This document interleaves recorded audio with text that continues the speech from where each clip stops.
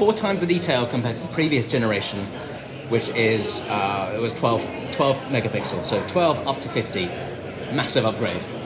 So I'm just going to take a shot of this lemon, take a shot of this apple, and... Can I steal an Oreo as a prop?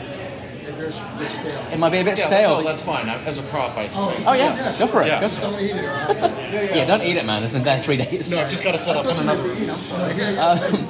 So, the texture within the apple, you can see like the kind of indentations in the surface as we've been handling it the last couple of days. Bit of damage there, bit of discoloration up here.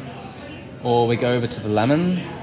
You can see this is clearly a waxed lemon because of the way the light is kind of reflecting on the top there. But you can see the pores, the textures. But even better is the flowers. Let me show you the flowers.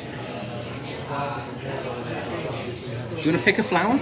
Let's do this one. This one? Okay. Yeah. So I'm going to look in here. And also, as I come in, you can see it's switching lenses automatically. Mm-hmm. It's switching. So I don't even need to click on the right lens.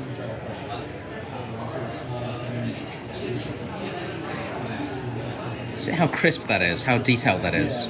I thought they were like little dots, but actually they're tiny holes. Come down here, see this little texture, a little bit spiky down there. Yep. And you can see this is quite crisp because it's dried flowers, right? So this is like very delicate. So, 4 times the detail compared to previously. It's awesome.